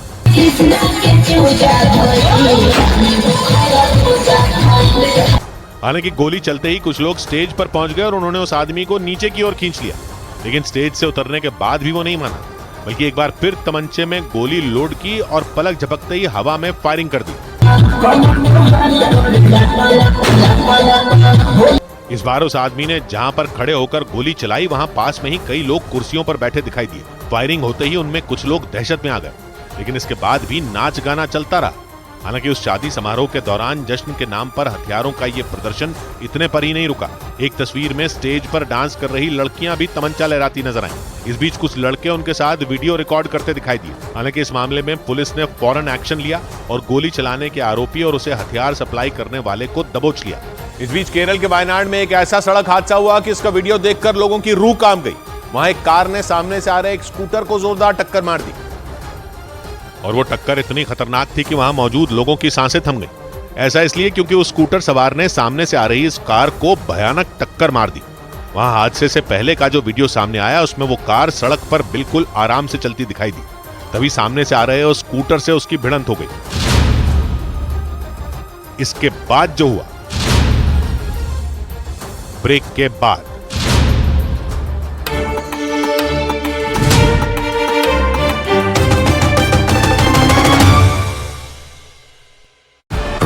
देश भर में सीएए लागू होने के बाद सियासी घमासान छिड़ गया। विपक्ष ने सीएए के विरोध की बात की तो बीजेपी ने हमला बोल दिया, लेकिन विपक्ष के बयानों के विरोध में दिल्ली में भारी संख्या में हिंदू और सिख शरणार्थी सड़कों पर उतर आए। पाकिस्तान और अफगानिस्तान से आए शरणार्थियों ने विपक्षी गठबंधन के खिलाफ जोरदार प्रदर्शन किया और कांग्रेस दफ्तर के घेराव की कोशिश की। हजारों की संख्या में हिंदू और सिख शरणार्थियों ने कांग्रेस दफ्तर की तरफ जाने वाली सड़क पर मार्च निकाला। इस दौरान प्रदर्शनकारी अपने हाथों में भारत का राष्ट्रीय ध्वज लेकर आगे बढ़ते दिखे। कांग्रेस दफ्तर की तरफ बढ़ते हुए प्रदर्शनकारियों ने जमकर नारेबाजी की। प्रदर्शनकारियों के हाथों में कांग्रेस के नेताओं और दिल्ली के मुख्यमंत्री अरविंद केजरीवाल के खिलाफ लिखे पोस्टर भी नजर आए। पाकिस्तान और अफगानिस्तान से आकर दिल्ली में शरण लिए हुए लोगों ने आरोप लगाया कि विपक्ष के नेता वोट बैंक के लिए सीएए का विरोध कर रहे हैं, जबकि इसके लागू होने से उन्हें भारत की नागरिकता मिलने में आसानी होगी। प्रदर्शनकारियों के मुताबिक उन्हें उनके देशों में बुरी तरह प्रताड़ित किया गया था और उसी वजह से उन्होंने भारत में शरण ली थी। हम पाकिस्तान में, अफगानिस्तान में जहाँ के आए हैं वहाँ पीड़ित थे, परेशान थे। पाकिस्तान से आए शरणार्थियों ने वहाँ हिंदुओं पर होने वाले अत्याचार के बारे में भी बताया। उधर हिंदू होना एक गुनाह हो गया है। पाकिस्तान में इज्जत नहीं है तो कुछ नहीं है। पाकिस्तान में हिंदू की इज्जत ही नहीं है। हालांकि कांग्रेस दफ्तर की तरफ बढ़ रहे प्रदर्शनकारियों को पुलिस ने बैरिकेड लगाकर रोक दिया और इसके बाद तो हंगामा और ज्यादा बढ़ गया। कांग्रेस दफ्तर से पहले लगाए गए पुलिस बैरिकेड के पास हिंदू और सिख शरणार्थियों ने नारेबाजी और हंगामा शुरू कर दिया। एक रोज पहले दिल्ली के मुख्यमंत्री अरविंद केजरीवाल के खिलाफ भी हिंदू और सिख शरणार्थियों ने प्रदर्शन किया था, लेकिन इस बार उन्होंने कांग्रेस के खिलाफ जबरदस्त मोर्चा खोल दिया। और जब कांग्रेस पार्टी के दफ्तर की तरफ आगे बढ़ने से रोका गया तो कुछ प्रदर्शनकारी वहां मौजूद पुलिस वालों से भिड़ गए। प्रदर्शनकारी पुलिस की बैरिकेडिंग तोड़कर आगे बढ़ने की कोशिश करते दिखाई दिए। लोहे के बैरिकेड के पास खड़े प्रदर्शनकारियों को पुलिस वाले धक्के देकर पीछे करते नजर आए। काफी देर तक प्रदर्शनकारियों और पुलिस वालों के बीच झड़प होती रही। इसके बाद प्रदर्शनकारी सड़क पर बैठ गए। पाकिस्तान और अफगानिस्तान से आए हिंदू और सिख शरणार्थियों ने वहां मोदी मोदी और जय श्री राम के नारे लगाने शुरू कर दिए। इस दौरान अपने साथ एक छोटी सी बच्ची लेकर पहुंची एक महिला प्रदर्शनकारी वहां मौजूद महिला पुलिस कर्मियों से भिड़ गई। उस महिला को पुलिस वालों ने समझा बुझाकर पीछे की तरफ कर दिया। मुश्किलें यहाँ पर महिला पुलिस कर्मियों के लिए भी सामने आ रही है, जहाँ पर महिला प्रदर्शनकारियों को पकड़कर प्रोटेस्ट साइड से ले जाने की कोशिश कर रही है। प्रदर्शन के दौरान पाकिस्तान से आई एक दूसरी महिला शरणार्थी तो भावुक होकर रोने लगी। पाकिस्तान से आए थे, हमारे को नागरिकता चाहिए, हम हिंदू हैं, हम सनातनी हैं। काफी देर हंगामा करने के बाद प्रदर्शनकारियों ने पुलिस के बैरिकेड को गिरा दिया। बैरिकेड गिरते ही कई प्रदर्शनकारी तेजी से कांग्रेस दफ्तर की तरफ बढ़ते दिखाई दिए। हालांकि कुछ ही दूरी पर मौजूद पुलिस की दूसरी टीम ने उन्हें रोक लिया। लेकिन विपक्षी दलों के खिलाफ भारत के पड़ोसी देशों से भागकर आए शरणार्थियों का गुस्सा शांत नहीं हुआ। बांग्लादेश से भागकर पश्चिम बंगाल में शरण लेने वाले मतुआ समुदाय के लोगों ने भी ममता बनर्जी के बयानों पर नाराजगी जाहिर की थी। ममता बनर्जी ने सीएए को लेकर सवाल उठाए थे और केंद्र सरकार पर तीखा हमला किया था। लेकिन पश्चिम बंगाल में शरण लेने वाले मतुआ समुदाय के लोगों ने सीएए लागू होने के बाद जमकर जश्न मनाया था, क्योंकि सीएए लागू होने के बाद मतुआ समुदाय के लोगों को लगने लगा कि उनकी मन की मुराद पूरी हो जाएगी। मतुआ समुदाय के लोगों का मानना है कि सीएए लागू होने से उन्हें भारत का नागरिक होने का ठोस सबूत मिल जाएगा, क्योंकि बंटवारे के बाद तब के पूर्वी पाकिस्तान और मौजूदा वक्त के बांग्लादेश से हजारों की संख्या में मतुआ समुदाय के लोगों ने भारत के पूर्वी राज्यों पश्चिम बंगाल और असम में शरण ली थी। उस वक्त के अखबारों के मुताबिक मतुआ समुदाय के लोगों को पश्चिम बंगाल में बसाने के लिए ठाकुरगंज नाम की बस्ती बसाई गई थी। शरणार्थियों की ये बस्ती बांग्लादेश की सीमा के बिल्कुल करीब थी। मतुआ समुदाय की स्थापना गरीब दलित परिवार में जन्मे हरिचंद ठाकुर ने की थी। उन्होंने 1812 में तब के बंगाल और वर्तमान के बांग्लादेश के ओराकांदी में इस समुदाय की नींव रखी थी। हालांकि जब भारत का बंटवारा हुआ था तब उनके परिवार के कुछ सदस्य पूर्वी पाकिस्तान से पश्चिम बंगाल आकर बस गए थे। सुप्रीम कोर्ट ने इलेक्टोरल बॉन्ड पर पूरी जानकारी साझा नहीं करने के लिए एसबीआई को कड़ी फटकार लगाई। कोर्ट ने एसबीआई को नोटिस जारी कर जवाब भी मांगा। 15 फरवरी को सुप्रीम कोर्ट ने इलेक्टोरल बॉन्ड स्कीम पर रोक लगा दी थी। बाद में सुप्रीम कोर्ट ने बॉन्ड से जुड़ी तमाम जानकारी चुनाव आयोग को देने का आदेश दिया था। और कोर्ट के इस आदेश के बाद 13 मार्च को एसबीआई ने इलेक्टोरल बॉन्ड से जुड़ी जानकारी चुनाव आयोग को सौंप दी थी। एसबीआई की तरफ से चुनावी चंदे के आंकड़े 12 अप्रैल 2019 से लेकर 11 जनवरी 2024 तक के जारी किए गए, लेकिन बैंक की तरफ से बॉन्ड के यूनिक नंबर नहीं दिए गए। असल में हर इलेक्टोरल बॉन्ड का एक अलग यूनिक नंबर होता है। इसके जारी होने के बाद यह पता लगाया जा सकता है कि इस नंबर का बॉन्ड किस राजनीतिक दल ने कैश करवाया। मतलब एसबीआई की तरफ से यह जानकारी ही नहीं दी गई जिससे इस बात का पता चल सके कि किस कंपनी के इलेक्टोरल बॉन्ड को किसने खरीदा था। इसी वजह से सुप्रीम कोर्ट एसबीआई पर भड़क गई। बाकायदा एक नोटिस जारी करते हुए 18 मार्च तक सुप्रीम कोर्ट ने एसबीआई से इस पर जवाब भी मांगा, क्योंकि 11 मार्च को कोर्ट ने एसबीआई से चुनावी चंदे की जानकारी देने और चुनाव आयोग को 15 मार्च तक इसे साझा करने का आदेश दिया था। बाद में चुनाव आयोग ने तय समय सीमा से एक दिन पहले यानी 14 मार्च को ही चुनावी चंदे की जानकारी अपनी वेबसाइट पर डाल दी। डेटा सामने आते ही सबसे ज्यादा चंदा देने वाली कंपनियों के नाम सामने आ गए। किस पार्टी को सबसे ज्यादा और सबसे कम चुनावी चंदा मिला इसका भी पता चल गया। और इलेक्टोरल बॉन्ड की उस लिस्ट में सबसे ऊपर future gaming and hotel services नाम की कंपनी का नाम दिखा। ये कंपनी लॉटरी किंग के नाम से मशहूर 59 साल के सैंटियागो मार्टिन की बताई गई। दावा है कि उनकी कंपनी के जरिए सबसे ज्यादा चंदा दिया गया और यह रकम कोई 100-200 करोड़ नहीं थी, बल्कि कंपनी ने 1368 करोड़ रुपए चंदे में ही दे दिए। यानी इतना पैसा जिसके बारे में सोचकर भी लोग चक्कर खा जाएं। इसी वजह से चुनावी बॉन्ड के नाम पर इतनी बड़ी रकम देने वाली company future gaming and hotel services और इसके मालिक सैंटियागो मार्टिन की भी चर्चा तेज हो गई। ये नाम पहली बार पूरे देश में गूंजा। सैंटियागो मार्टिन को लॉटरी किंग के नाम से भी जाना जाता है। मार्टिन चैरिटेबल ट्रस्ट की वेबसाइट के मुताबिक सैंटियागो मार्टिन ने 13 साल की उम्र में लॉटरी के धंधे में कदम रखा और फिर पूरे भारत में इस धंधे का एक बड़ा नेटवर्क खड़ा कर लिया। लेकिन सैंटियागो मार्टिन के लॉटरी किंग बनने की कहानी भी बेहद दिलचस्प है। जानकारी के मुताबिक लॉटरी का धंधा शुरू करने से पहले वो म्यांमार के एक शहर में एक मजदूर थे। मजदूरी से मिले पैसों से ही वो अपने परिवार को पालते थे। लेकिन बाद में वो भारत वापस आ गए और उन्होंने 1988 में तमिलनाडु के कोयम्बटूर शहर में लॉटरी का कारोबार शुरू किया। धीरे धीरे उन्होंने कर्नाटक और केरल के अलावा सिक्किम, मेघालय, अरुणाचल प्रदेश, गोवा और महाराष्ट्र समेत कई राज्यों में लॉटरी का कारोबार खड़ा कर दिया और आम लोगों के सपनों पर टिके इस साम्राज्य से उन्होंने अकूत पैसा कमाया। मार्टिन कई बार देश के सबसे बड़े टैक्स पेयर बने, मतलब उन्होंने कई बार देश में सबसे ज्यादा टैक्स जमा किया, क्योंकि सैंटियागो मार्टिन ने लॉटरी के जरिए आम लोगों को सपने दिखाए और किस्मत के इस खेल में अपने बिजनेस को ऊंचाइयों तक पहुंचा दिया। और जिस चीज ने उनके नाम और उनके बिजनेस को घर घर तक पहुंचाया वो 2 डिजिट यानी 2 अंकों की लॉटरी थी। कुछ मीडिया रिपोर्ट के मुताबिक उन दिनों लोगों में 2 अंकों की लॉटरी खरीदने का क्रेज था। इसी वजह से थोड़े ही दिनों में सैंटियागो मार्टिन का लॉटरी कारोबार बुलंदियों पर पहुंच गया। सिर्फ दक्षिण भारत ही नहीं बल्कि देश के अलग अलग राज्यों में मार्टिन लॉटरी ने धूम मचा दी। मार्टिन की कंपनी उन 13 राज्यों में लॉटरी का कारोबार करती है जहां लॉटरी खरीदना और बेचना वैध है। और जानकारी के मुताबिक future gaming and hotel services को 30 दिसंबर 1991 में बनाया गया था। ये कंपनी पूरे देश में लॉटरी के टिकट बेचती है। लेकिन मार्टिन की इस कंपनी के खिलाफ लॉटरी रेगुलेशन एक्ट 1998 के तहत कई केस दर्ज हैं। पिछले साल मई में ईडी ने तमिलनाडु के चेन्नई और कोयम्बटूर में कंपनी के ठिकानों पर छापेमारी की थी और उस दौरान करीब 457 करोड़ की उसकी संपत्ति जब्त की गई थी। लेकिन इलेक्टोरल बॉन्ड से जुड़ी जानकारी जैसे ही साझा की गई, लॉटरी किंग सैंटियागो मार्टिन और उनकी कंपनी फिर सुर्खियों में आ गई। इस बीच सुप्रीम कोर्ट ने साफ कर दिया कि 2024 के चुनाव ईवीएम से ही कराए जाएंगे। सुप्रीम कोर्ट ने ईवीएम में गड़बड़ी का आरोप लगाकर दायर की गई याचिका को खारिज कर दिया। इसके साथ ही कोर्ट ने साफ कर दिया कि लोकसभा चुनाव ईवीएम से ही कराए जाएंगे। सुप्रीम कोर्ट ने चुनाव आयुक्तों की नियुक्ति पर फिलहाल रोक लगाने से इनकार कर दिया। अदालत में नए कानून के तहत 2 नए चुनाव आयुक्त ज्ञानेश कुमार और सुखबीर सिंह संधू की नियुक्तियों को चुनौती दी गई थी। इस मुद्दे पर अगली सुनवाई 21 मार्च को होगी। लोकसभा चुनाव के ऐलान से ठीक पहले दोनों नए चुनाव आयुक्त ज्ञानेश कुमार और एसएस संधू ने कार्यभार संभाल लिया। एक दिन पहले प्रधानमंत्री नरेंद्र मोदी की अध्यक्षता में गठित कमेटी ने दोनों चुनाव आयुक्तों की नियुक्ति की थी। देश भर में सीएए लागू होने के बाद सियासी घमासान छिड़ गया। विपक्ष ने सीएए के विरोध की बात की तो बीजेपी ने हमला बोल दिया। लेकिन विपक्ष के बयानों के विरोध में दिल्ली में भारी संख्या में हिंदू और सिख शरणार्थी सड़कों पर उतर आए। पाकिस्तान और अफगानिस्तान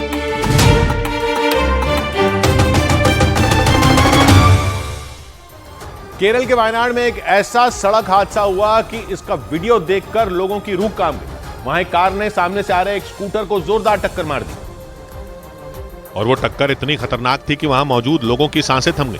ऐसा इसलिए क्योंकि उस स्कूटर सवार ने सामने से आ रही इस कार को भयानक टक्कर मार दी। वहां हादसे से पहले का जो वीडियो सामने आया उसमें वो कार सड़क पर बिल्कुल आराम से चलती दिखाई दी। तभी सामने से आ रहे उस स्कूटर से उसकी भिड़ंत हो गई। इसके बाद वो स्कूटर सवार सड़क के बीचों बीच जा गिरा। इतना ही नहीं, इस टक्कर में उस स्कूटर सवार का हेलमेट भी खुल गया और वो सड़क से कई फीट दूर जाकर गिर गया। इसके बाद तो वहां चीख पुकार मच गई। वहां मौजूद लोगों ने दौड़कर उस स्कूटर सवार को उठाया और अस्पताल पहुंचाया। इस हादसे में वो स्कूटर सवार बुरी तरह घायल हो गया। इधर उत्तर प्रदेश के सहारनपुर में 2 गुटों के बीच ऐसी मारपीट हुई कि उसका वीडियो देखने वाले लोग भी दंग रह गए।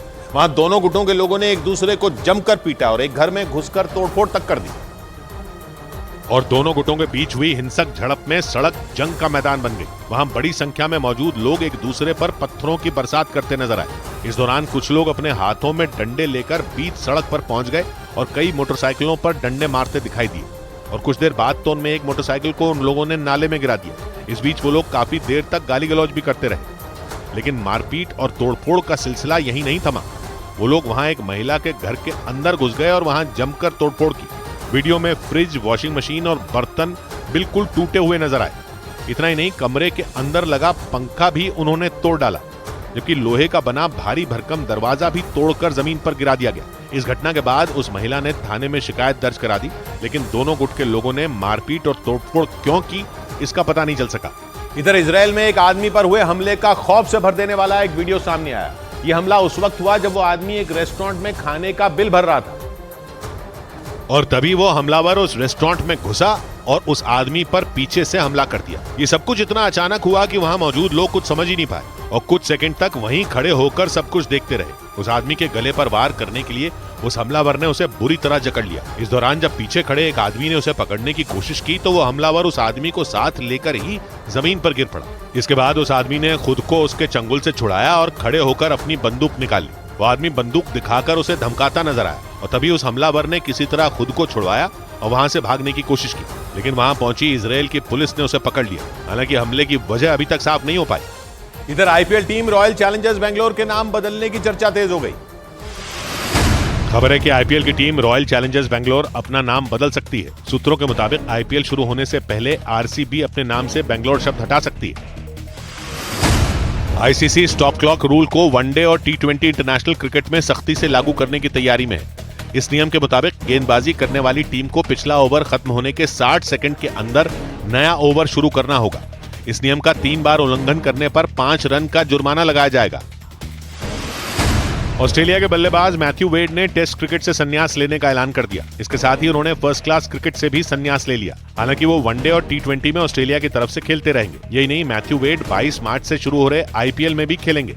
इस बीच महाराष्ट्र के कोल्हापुर में एक होटल में जमकर गुंडागर्दी हुई और इसका वीडियो जिसने भी देखा उसने अपने दांतों तले उंगली दबा ली।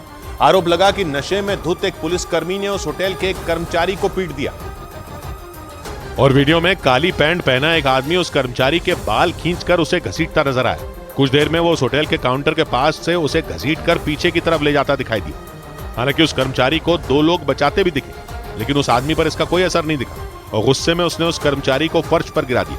इस दौरान वहां 8 से ज्यादा लोग मौजूद दिखे और वो उन लोगों के सामने ही उस कर्मचारी को पीटता रहा। हालांकि उनमें नीली शर्ट पहने दूसरे आदमी ने काली पैंट वाले आदमी को पकड़ लिया, लेकिन इसके बाद भी वो नहीं माना और उस कर्मचारी को घसीटता रहा। वहां मारपीट करने वाला वह आदमी पुलिसकर्मी बताया गया। आरोप लगा कि वो नशे में था और पैसे मांगे जाने की वजह से उसने उस होटल के कर्मचारी को बुरी तरह पीट दिया। उधर तमिलनाडु के सेलम में सड़क के किनारे हुई जबरदस्त झड़प को देखकर वहां से गुजरने वाले लोगों के भी होश उड़ गए। वहां अपने पति से अलग रह रही एक महिला के रिश्तेदारों ने उसके ससुराल वालों से पहले बहस की और फिर उनकी पिटाई कर दी और उस महिला के सामने ही हरी शर्ट पहना एक लड़का साड़ी पहनी दूसरी महिला पर टूट पड़ा। वीडियो में वो पहले साड़ी वाली महिला को जोर से थप्पड़ मारता दिखा। इसके बाद उसने धक्का मारकर उसे गिरा दिया और जैसे ही वो जमीन पर गिरी, हरी शर्ट वाला लड़का फिर मारने के लिए उसे खींचता दिखाई दिया। तभी वहां खाकी रंग के कपड़े पहने एक आदमी ने उस पर पीछे से हमला कर दिया। इसके बाद तो वो उससे भी भिड़ गया। इस दौरान साड़ी वाली महिला के बेटे को भी कुछ लोग पीटते दिखे। वहां भागते हुए वो उनके बीच पहुंच गया और उसके बेटे का कॉलर पकड़ लिया, लेकिन कुछ देर में उसने वहां रखी टॉयलेट सीट उठाकर पटक दी। एक दुकान के बाहर हुई झड़प से पहले उस दुकान के अंदर काफी देर तक बहस होती दिखी। बताया गया कि अपने पति से अलग रह रही उस महिला का अपने ससुराल वालों से विवाद चल रहा था। इसी वजह से उसके रिश्तेदारों ने साड़ी वाली महिला को पीटा, जो उसकी सास बताई गई। इधर मध्य प्रदेश के मुरैना में दिन दहाड़े हुई ताबड़तोड़ फायरिंग से सनसनी फैल गई। वहां 12 से ज्यादा बदमाशों ने एक घर को निशाना बनाया और गोली चला दी। जिस घर पर उन्होंने गोली चलाई वो बीएसपी के एक नेता का बताया गया। वहां सरेआम हुई इस वारदात का एक वीडियो भी सामने आया और उस वीडियो में वो बदमाश बेखौफ होकर फायरिंग करते नजर आए। वो बदमाश वहां एक झुंड बनाकर आए और एक एक कर बीएसपी नेता के घर की ओर गोलियां चलाते दिखे। इस दौरान वो काफी देर तक अपनी पिस्तौल लहराते दिखाई दिए। इस बीच उस घर के आगे से एक मोटरसाइकिल सवार भी गुजरता दिखा, लेकिन वो बदमाश बड़े ही आराम से खड़े रहे। बताया गया कि गोलीबारी के वक्त एक आदमी उस घर के सामने मौजूद था जिसे गोली लग गई और वो घायल हो गया। वहीं इस वारदात के बाद पुलिस ने गोलीबारी में शामिल 3 बदमाशों को गिरफ्तार कर लिया, जबकि पुलिस की टीम बाकी बदमाशों की तलाश में जुट गई। लेकिन उन बदमाशों ने क्यों गोली चलाई इसका पता नहीं चल सका। उधर रूस के त्वेर शहर में उस वक्त हड़कंप मच गया जब एक इमारत अचानक आग के गोले में बदल गई। बताया गया कि वो इमारत पूरी तरह से तैयार नहीं थी, बल्कि उसे बनाने का काम जारी था, लेकिन तभी अचानक उसमें आग लग गई और देखते ही देखते आग ने पूरी इमारत पर कब्जा कर लिया। तस्वीरों में वो इमारत काले धुएं से घिरी नजर आई, जबकि उसका मलबा आग के गोलों के साथ हवा में उड़ता दिखाई दिया। इन तस्वीरों को देखकर ऐसा लगा जैसे वो इमारत किसी भी वक्त धराशायी हो जाएगी, क्योंकि ऊपर से लेकर नीचे तक उस इमारत की हर मंजिल से आग की लपटें उठती नजर आईं। हालांकि गनीमत यह रही कि इस हादसे के वक्त उस इमारत में कोई मौजूद नहीं था। बताया गया कि काफी दिनों से उस इमारत को पूरा करने का काम किया जा रहा था और इसी दौरान वहां अचानक आग भड़क गई। लेकिन मुश्किलें तब बढ़ गईं जब वो आग पल भर में ही पूरी इमारत में फैल गई और इसके बाद तो उस पर काबू पाना मुश्किल हो गया। इस हादसे के बाद रूस के प्रशासन की तरफ से इस मामले की जांच के आदेश भी दे दिए गए, क्योंकि उस इमारत में लगी आग आसपास के रिहायशी इलाकों के लिए भी खतरा बन गई। उधर इजरायल से जारी युद्ध के बीच फिलिस्तीन के नए प्रधानमंत्री ने शपथ ले ली। इजरायल और हमास में जारी जंग के बीच फिलिस्तीन को नया प्रधानमंत्री मिल गया। वहां के राष्ट्रपति महमूद अब्बास ने मोहम्मद मुस्तफा को फिलिस्तीनी अथॉरिटी के नए प्रधानमंत्री के रूप में शपथ दिलाई। कुछ दिनों पहले ही वहां के प्रधानमंत्री ने बढ़ती हिंसा को देखते हुए इस्तीफा दे दिया था। जापान ने फुकुशिमा न्यूक्लियर प्लांट से पानी छोड़ना बंद कर दिया। ये फैसला वहां सुबह आए भूकंप के बाद लिया गया। 13 साल पहले 2011 में आए भूकंप और सुनामी की वजह से फुकुशिमा न्यूक्लियर प्लांट में भयानक विस्फोट हो गया था और वहां रिएक्टर को ठंडा रखने के लिए 133 करोड़ लीटर पानी का इस्तेमाल किया गया था। इसी पानी को छोड़ने को लेकर जापान का पड़ोसी देशों के साथ विवाद भी हुआ था। गैंगस्टर टिल्लू ताजपुरिया की हत्या में शामिल गैंगस्टर योगेश टुंडा ने 6 घंटों की पैरोल लेकर दिल्ली के विकासपुरी में अपनी महिला दोस्त से शादी कर ली। शादी के बाद कोर्ट के आदेश पर योगेश टुंडा को वापस जेल भेज दिया गया। 3 दिन पहले गैंगस्टर काला जठेड़ी ने भी 6 घंटे की पैरोल मिलने के बाद रिवॉल्वर रानी के नाम से मशहूर अनुराधा चौधरी से शादी कर ली थी। इधर मध्य प्रदेश के ग्वालियर से चौंकाने वाला एक मामला सामने आया, क्योंकि वहां एक शख्स अपने दोस्त से इस कदर नाराज हो गया कि उसे गोली मार दी। बताया गया कि उस आरोपी ने अपने उस दोस्त को अपने घर पर बुलाया था, लेकिन वो नहीं पहुंचा और इसी वजह से उसने अपने दोस्त को तमंचे से गोली मार दी और फायरिंग की वजह से वहां हड़कंप मच गई। इस घटना का जो वीडियो सामने आया उसमें गोलीबारी करने वाला आरोपी लड़का हाथों में तमंचा लेकर एक गली में तेजी से भागता नजर आया, जबकि वहां कई लोग मौजूद दिखाई दिए।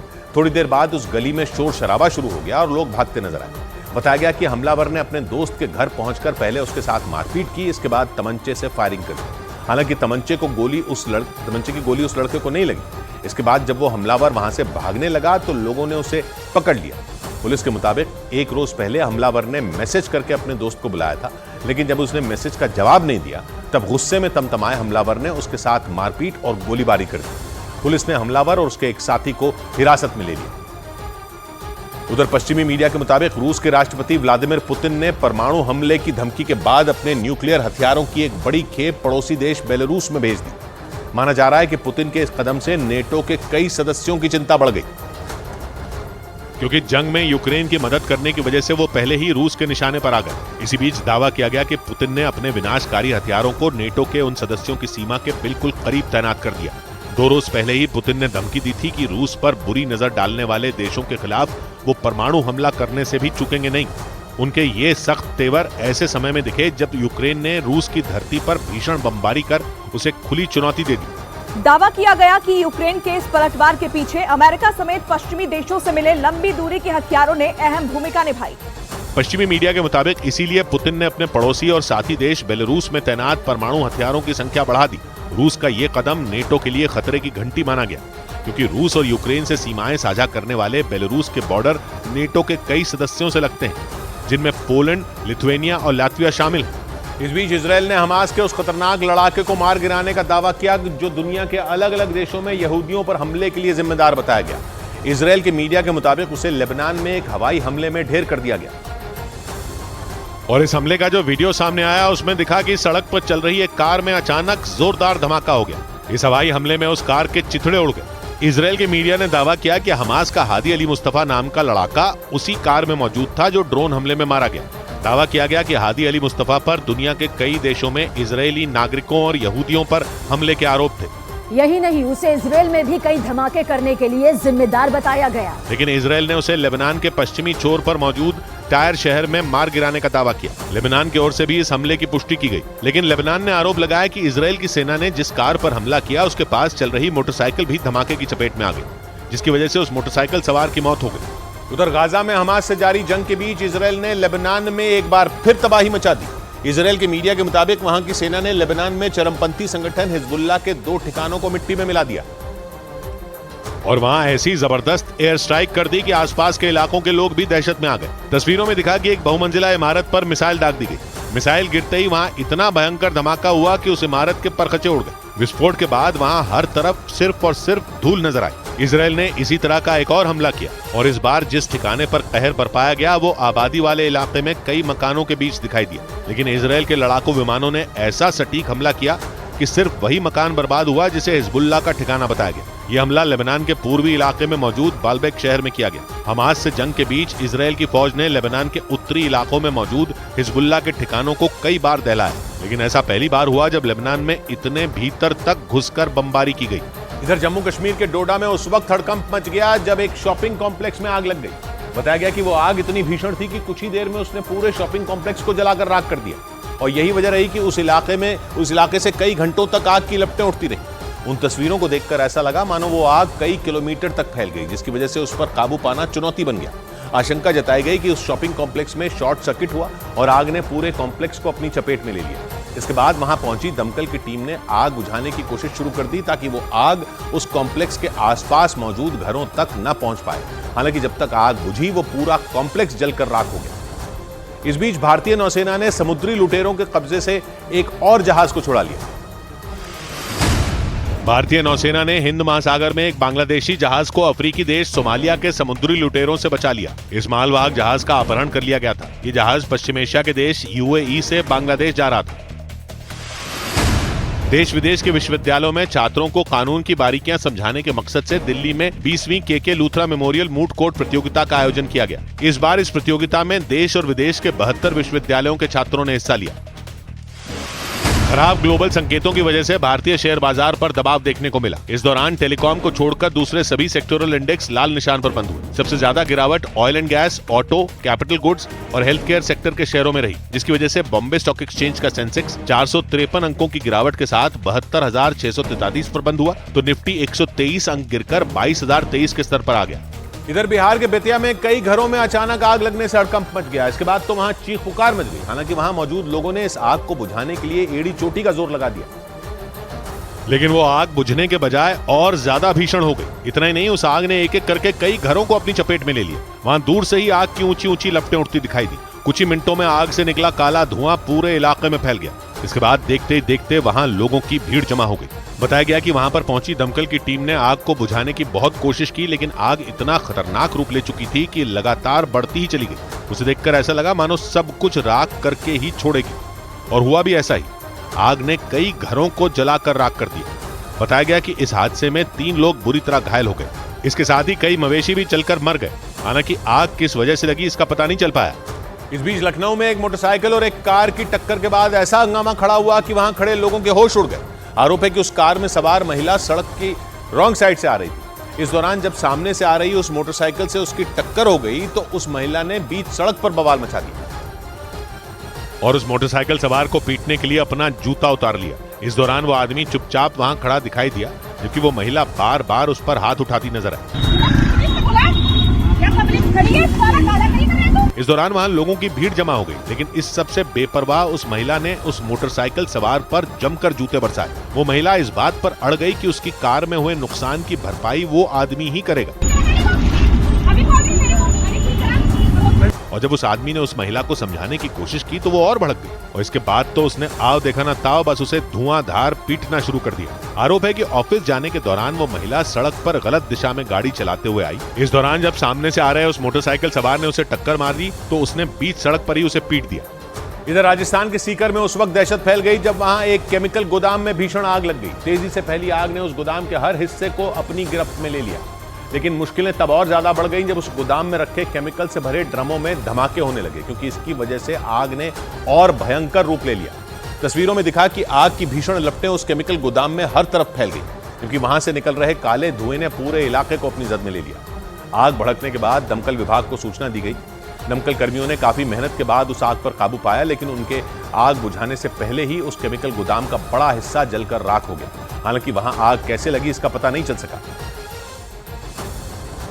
कई सवाल तो ऐसे भी जी में आए हैं, कई सवाल तो ऐसे भी जी में आए हैं कि सुन के जिनको बहुत आप मुस्कुराए हैं। 100 बात की एक बात कही गुलाब ने, हमारी राह में आए हैं कुछ ऐसे भी मकाम जो बेनकाब हैं, मुंह को हम ही छिपाए।